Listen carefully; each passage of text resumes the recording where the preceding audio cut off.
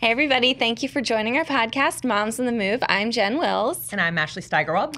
We have Andrew White here again. Dr. Andrew White here again. Yes. Again. Thank you for having me. We just couldn't get enough of you. You had to come back. I felt like we had a whole podcast after the podcast last time. We did. Yeah. We stopped filming the last one and we said, oh my gosh, how did we not hit this topic? Right. So the topic is sex drive and libido. Yes. Yeah. One of my favorite topics. Yes.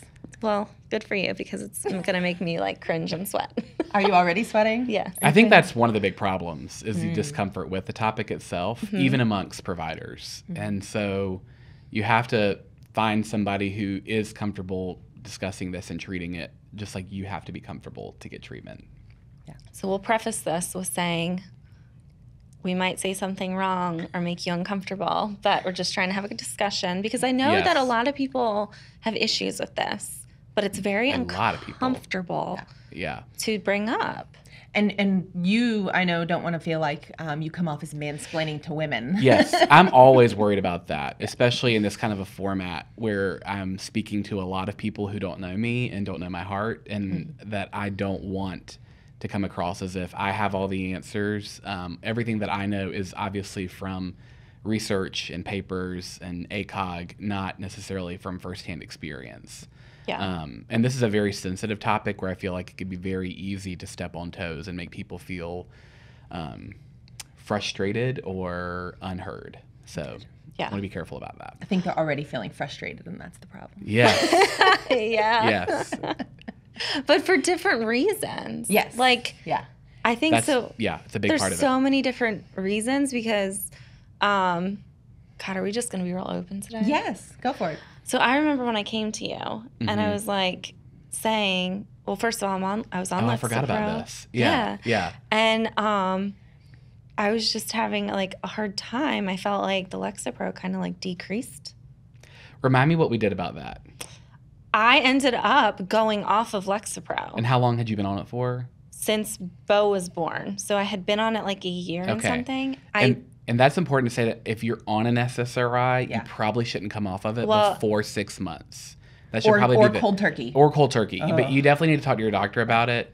But I have since gone back on it. yeah. Yeah. But like you need to be feeling better and you need to have been on it for at least 6 months because if you come off of it before, you're probably going to have a relapse of depression or anxiety. But anyway, Okay. yeah, keep going. Well, Sorry. I ended up going back on it. But that, like, my biggest concern was that. Mm-hmm.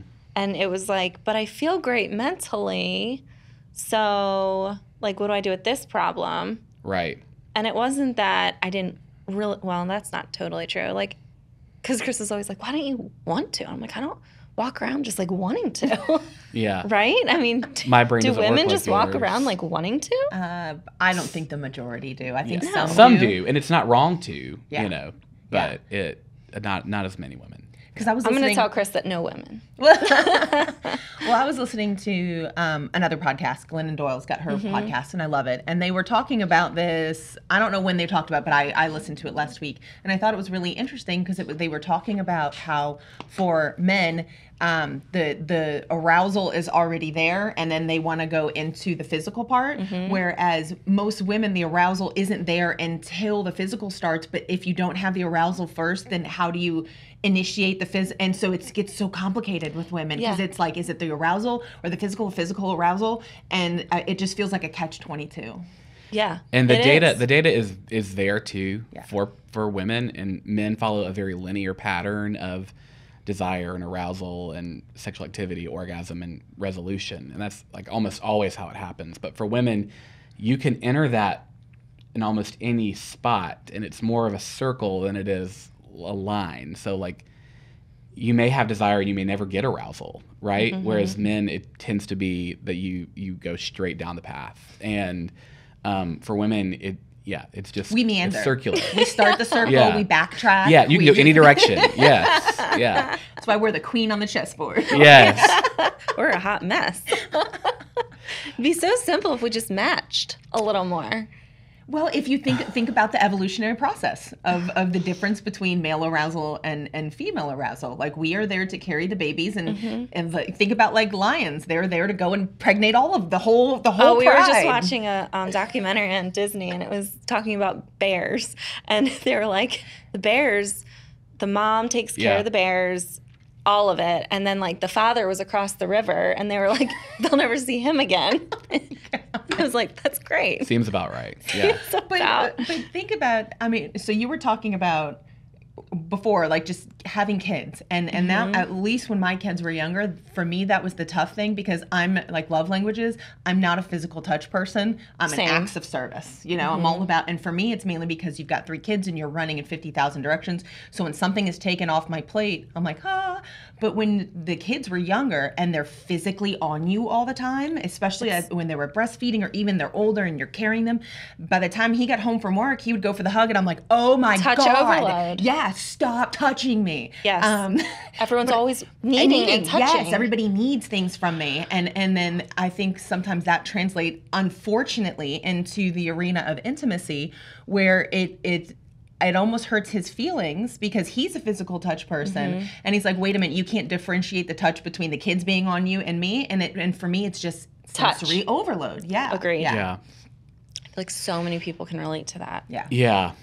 And, you know, you mentioned earlier that there's a lot of different reasons for sexual dysfunction. And that is, I think, one of the most important things to mention, is because there can be a whole plethora of reasons for why you feel the way that you feel. And sometimes it can be even really hard to understand what started this feeling. And so, you know, you can have things like genitopelvic pain. So you can have pain with sex that decreases the desire to have sex.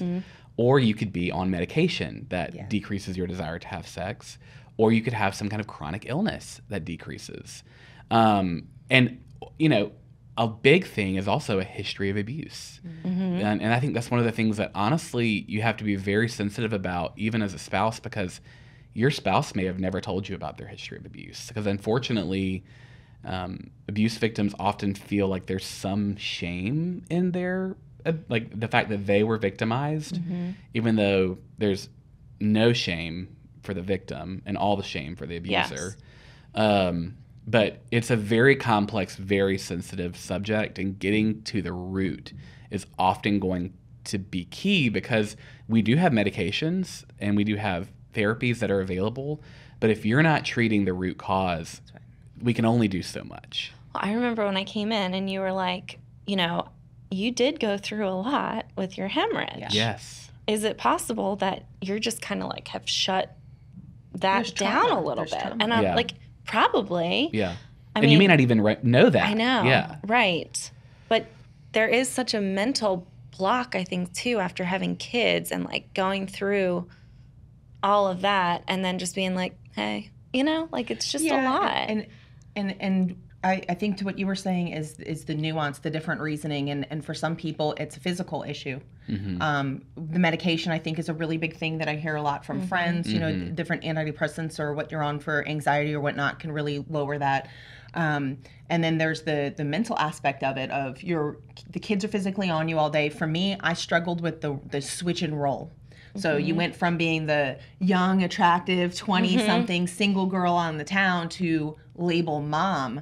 And I had a really hard time making those two work together. Like I'm still a physical woman, but when with that mom label on there, the like sexuality mom thing, I had a really hard time with the role switch into motherhood, and like still being a woman.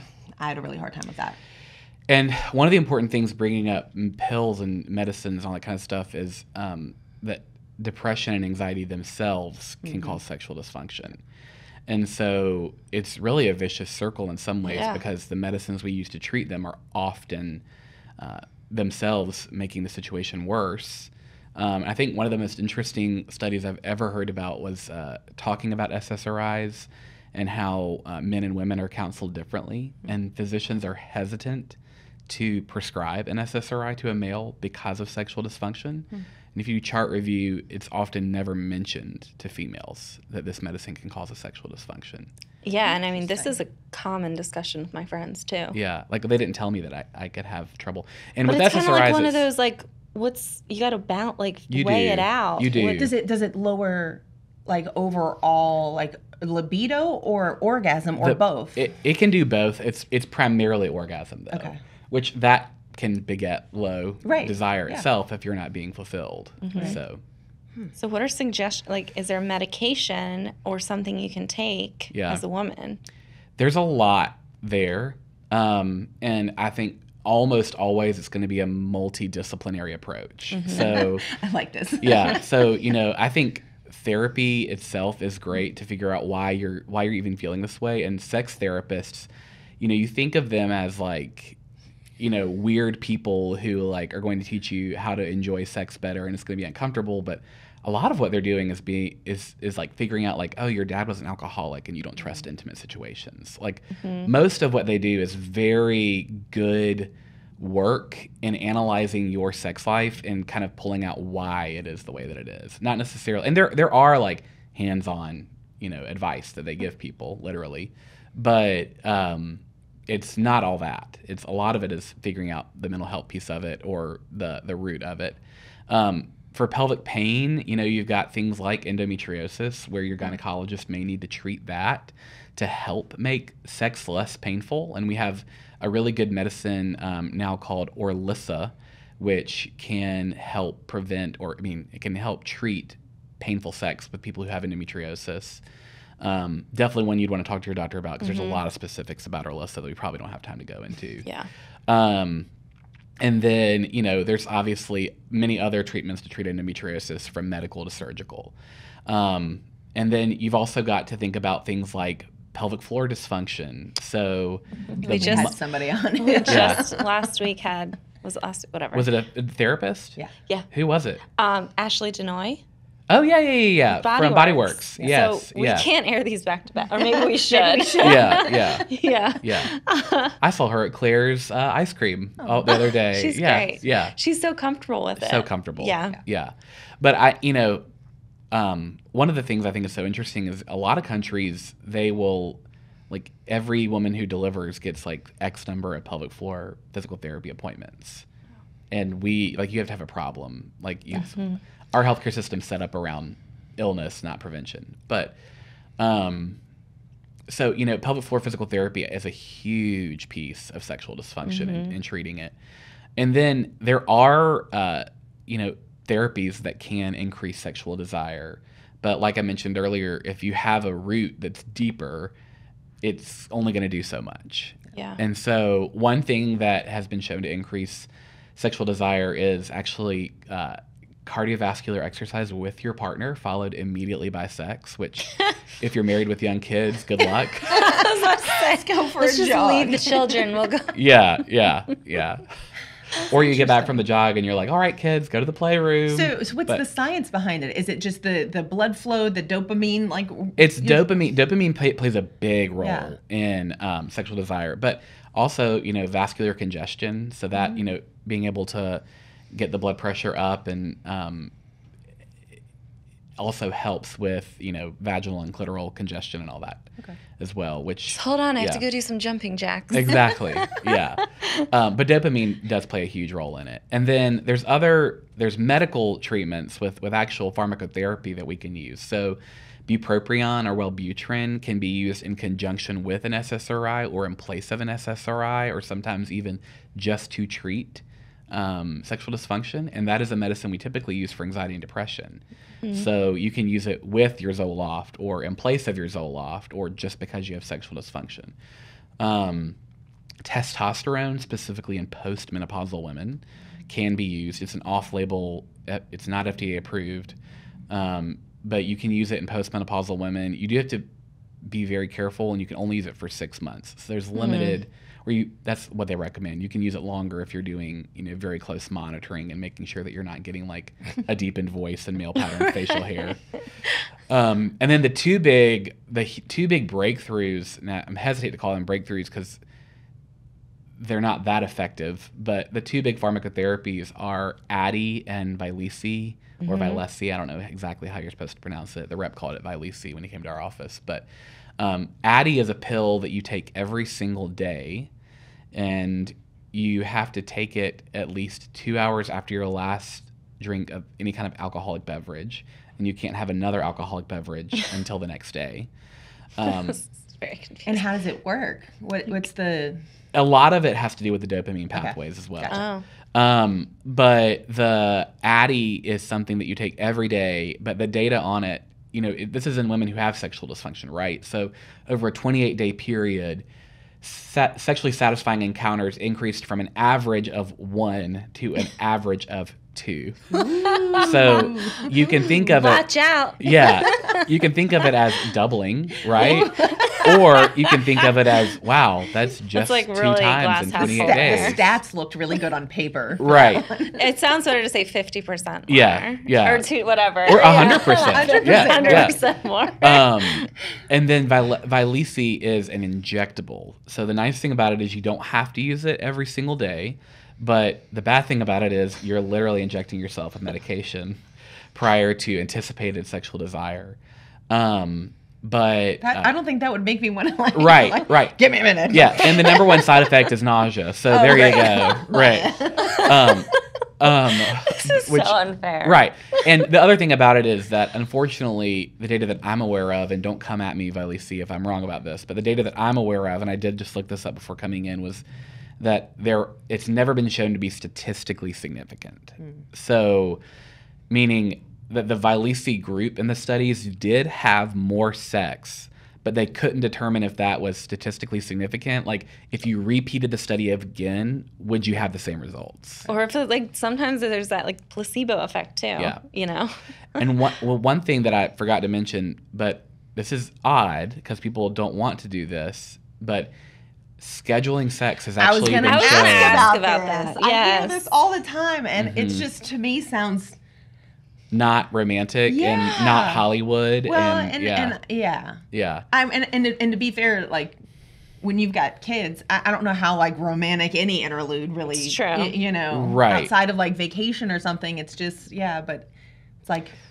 And after the breastfeeding years, it is shown that women have an increase in sexual desire. So there's that, that sex drive does go up the more able to take care of themselves your children become.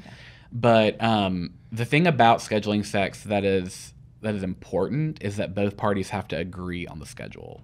Right. So it has to be a mutually agreed upon. You can't just let it. Right. My phone will be blowing up with alerts. Right. Yeah. 12 o'clock. You've been scheduled for 3. daily at 9. Yeah. So it has to be an agreed upon time, but it takes a little bit of the stress out of the situation of it's been a while and I know that he or she really would like to have sex, but I'm not feeling it tonight. And it takes a little bit of the guesswork and stress, I think, out of the situation. I don't know. What if you have why a works. bonus night? Then you can be actually, that's going to take place for next week's scheduled meeting. Right.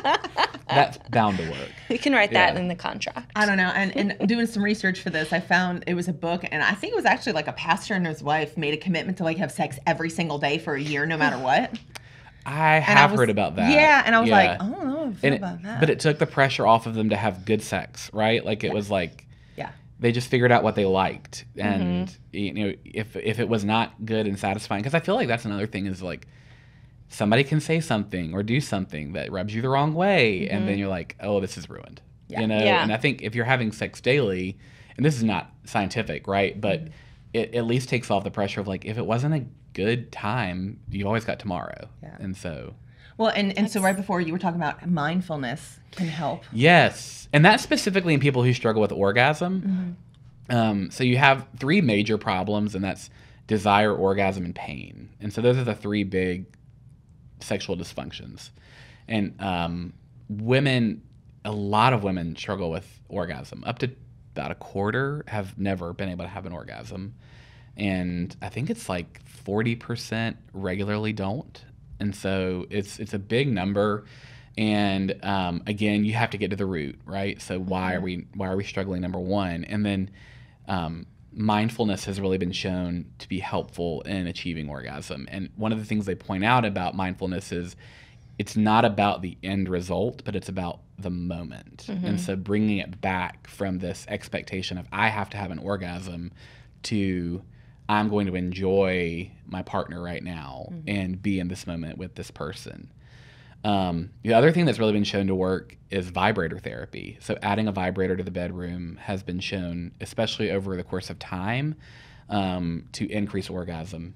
And, eventually, hopefully, you would learn enough that you would be able to have your partner provide that stimulation. But vibrators have been shown to help people who are struggling.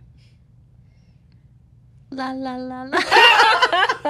I was just sitting here thinking, like, I know my mother-in-law listens. It's going to get weird at the next football game when we're sitting next to each other. Don't tune into the next one. But, that's also part of the problem with this topic, it's right? so true. Is that, like, People don't wanna when talk we about it. stigmatize it seems weird to people, and then they don't want to bring it up to people like me. Or on the flip side, too, being like, hey, let's bring a vibrator, and it could hurt their feelings. I mean, Chris is very much like... I feel like hopefully their security is not wrapped up totally in that, and it wouldn't. But I can definitely see that and believe that to be possible. Well, and I also feel, and it's vice versa, and it can go for males and females, or however your partnership relationship works out. But when one person has less desire, the impact it has on the other, where then they feel, or they take it personal. He or she doesn't want to because they don't like me, they don't find me attractive, and then it's being open enough to have the conversation of I'm struggling with depression, or I'm struggling with anxiety, or I'm struggling with my body image. That's a big thing too. That's a huge thing, especially after kids. Things are just geographically not where they were, or where you think they're supposed to be. But it's being able to have those conversations, because otherwise I think the other party can really take it personal. And realize that, it has maybe nothing to do with them, and it's more a personal issue. But if we're not talking about it, and it's so important to be able to have those honest conversations, and hopefully, even if you're somebody who can't come to the bottom of it, hopefully your spouse knows you well enough to be able to ask the right questions. But sometimes they don't, and you do need to go see your doctor or a therapist or a sex therapist to figure out exactly what's going on. And I think the other thing that's important to talk about dysfunction is, not putting a social expectation on yourself. Like, well, this is what everybody else does. If you're one of those people who's happy having sex every 28 days, don't put pressure on yourself to be somebody else, right? Yeah. And if you're somebody who has sex 3 to 4 times a week, don't, think you're a freak or something like that, like let your freak flag fly. But you don't have to, I think it's important not to worry about the number of when times. you get into your group of friends and you're all talking about subjects like this, and you're like, well, we don't do it that often, but we're okay with it. It's not a problem then, right? Don't let it become a problem. An interesting study showed that people, this is a lot, but people who had sex 3 to 4 times a week reported less depression than people who had less sex. And the interesting thing was they were in the study groups, the people who were having less sex were asked to double their sexual encounters. And even though they were having more sex, they were more depressed. And it was like this expectation that somebody else put on them. Yes. Got it. Yeah. Was not helping the situation. And so that's not to say go out and start having sex 3 to 4 times a week so you can be less depressed, because I don't think that's how it works, right? It's probably more to do with the person's dopamine levels and their arousal levels at baseline, not a downstream effect of having that much sex. Yeah. I think it's just so hard because you're in this routine at night, because that's usually when you have to. And you're putting the kids to bed and blah, blah, blah. And you're then cleaning it's just, up. Tired. You have to make school lunches the next day. And then, even this whole idea to schedule it, it's like, oh my gosh, it's one more thing. And all you want to do is on my to-do list. All you want to do is sit down and read a book or watch the next episode of Ted Lasso. I'm so, yes. So good. Sometimes I'm like, you got 6 minutes. Because I'm watching a show. Right. Yeah. I need me time. I know, it's so true. And that's the thing, is that's the me time. And I'm really focusing in right now on rest versus relaxation versus just that moment to chill out. It was like this podcast, the sixth podcast. Yeah.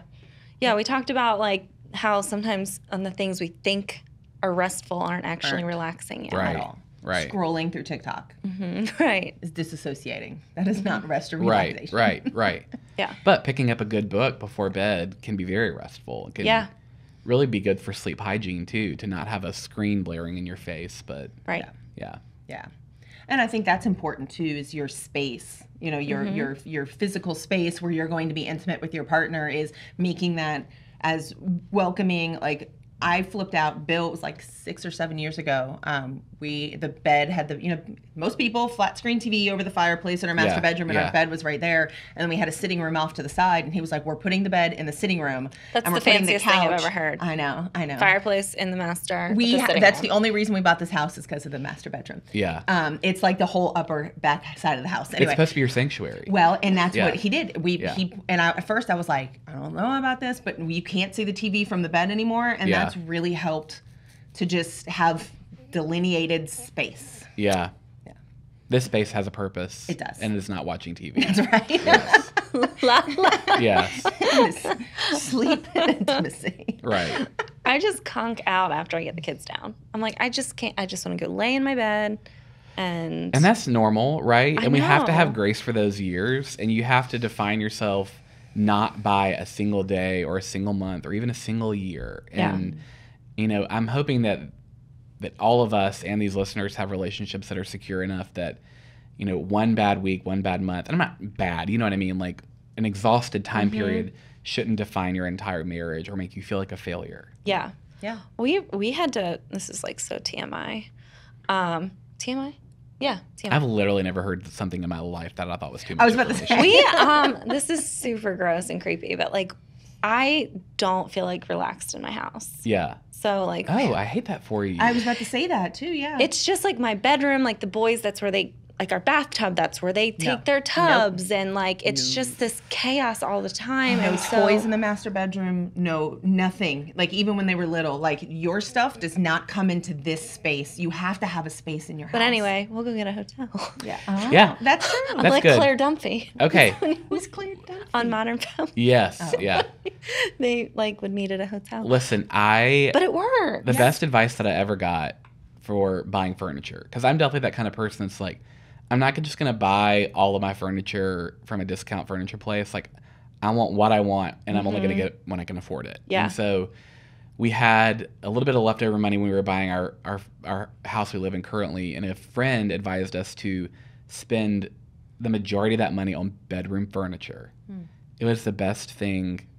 Like, when you walk into your bedroom, like, I hope for you one day that it feels like your sanctuary, your place to relax.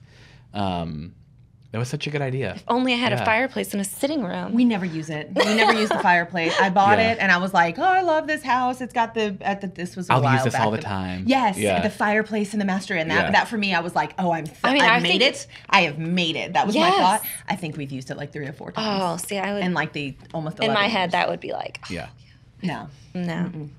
Because you're tired at the end of the day. I'm not gonna like set a fire. Right. In my head, though, I would like read by the fire with my hot chocolate or wine. That's what During I thought all the time you have. Exactly. All the time. Yeah. In the house that you don't feel restful in. Yeah. No one can feel restful in this I house. heard There's for you. That makes me 3 sad. little children. I know. It's hard. And I'm right there with you. Yeah, I mean, it's just hard. like, I'm not complaining. It's great. And I know it's just they're phase. going to, Yeah. I mean, even recently I've had a discussion about sending Bo to school 5 days because, I'm constantly multitasking with work and everything. And I was like, you know what? I'm not going to do it because it goes so fast. And so yesterday we went to a little gym and me and him went out to eat together. That when people say that, and if any of you comment this in the comments, I'm blocking you from the podcast, but they're like, live in this moment. There were only little once. You're going to look back and miss But it. It is, but I feel that puts pressure on people that when they're does. not enjoying it, they're like, oh my God, I'm supposed to be enjoying it when they're crying and there's crap all over the floor and I'm going to look back and miss this moment. It's like, you're not. I do when I'm Yeah. having bad moments, that there's actually nothing that frustrates me more than when Yes. people are like, do you need to appreciate? I'm like, shut up. Just do you come over here then? And Right. Yeah. I mean, You're allowed to be frustrated. You're allowed to have the days where you're like, oh my God, take them away. Yes. Yeah. I all wipe of someone those. else's butt all day long. all Yeah, day. exactly. Literally. Yeah. I mean, When they But- can open their own ketchup packets, wipe their own butts, get in and out of their own car seats, your life revolutionizes from that point on. You're like, especially them getting in and out of the car. That was my thing. You go yeah. until like they start. We're looking for a car for my oldest right now. And that is a whole nother like. So I feel like there's this period in between It's where so it funny gets 'cause better and then it gets worse. Tripp's getting a car, and Bo's like, his new thing is like turning into a piece of like, hard wood. So I trying to can't get get him him in the car in seat? Yeah. to Yeah. bend his body. It's this You've got 3 constant- boys, right? Oh, yeah. I've got 2 girls, and my youngest is a boy, and I had no idea Boys. the wildness Oh, they're insane. of boys. Yeah. Yep. I mean, like literally, if there's a crayon, the boys drop, Bo will find it, and he will draw on furniture or the wall. He will. And I'm sure He he has knows a no at gift. this point. Oh, and he And- loves yeah. to just, yeah. I mean, he goes over to the dog bowl. This is a daily thing. Yeah. These poor dehydrated animals, Mm-hmm. because he just looks at me and dumps it. And I'm like, He's so it's little- always wet, and then he like slips, and then he's like crying, and it's like, enjoy the time. Right. It's going by so fast. Right. It's just so Be in the fun. moment. You know, the other But- thing about that this reminded me when we were talking about young kids is the postpartum period. Yes.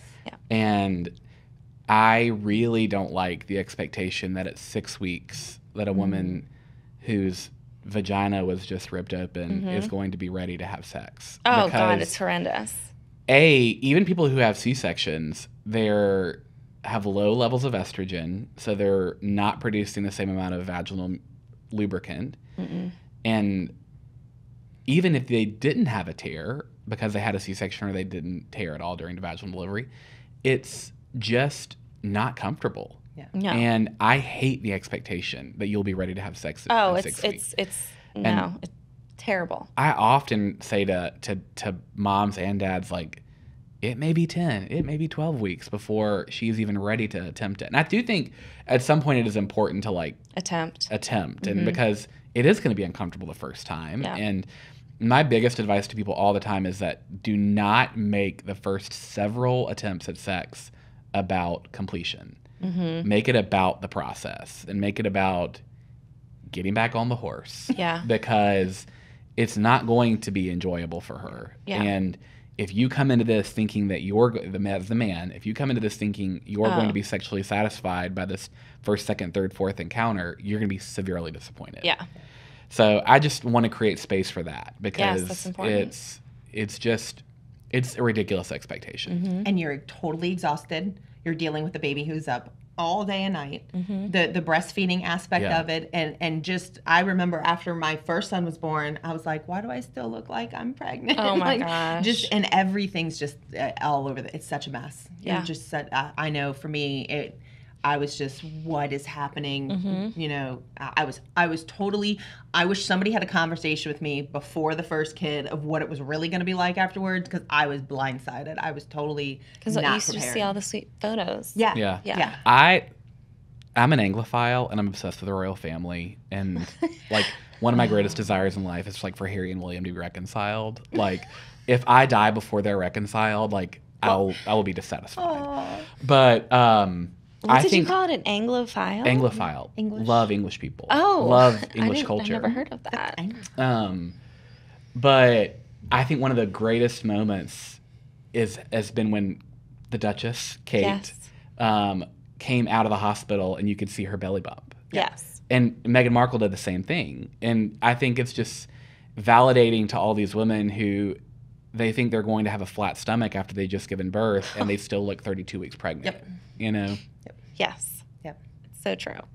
We could talk about the royal family another time because literally the funniest thing was when I was telling you about the podcast and you were like, oh, I always wanted to, I swear you said I wanted to go talk about the royal family. Listen, I've actually recorded like a pilot podcast with my cousin about the royal family that we recorded. I think it was when Prince Philip died. And we were like, I can't believe we never recorded podcasts before he died.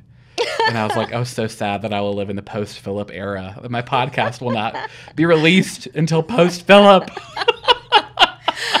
I feel like I'm one of those that just has such an opinion, and like, I don't really like Meghan Markle, and my friends are horrified by me. I know. I'm a horrible human being. I just think there's space to understand Meghan and to understand the royal family.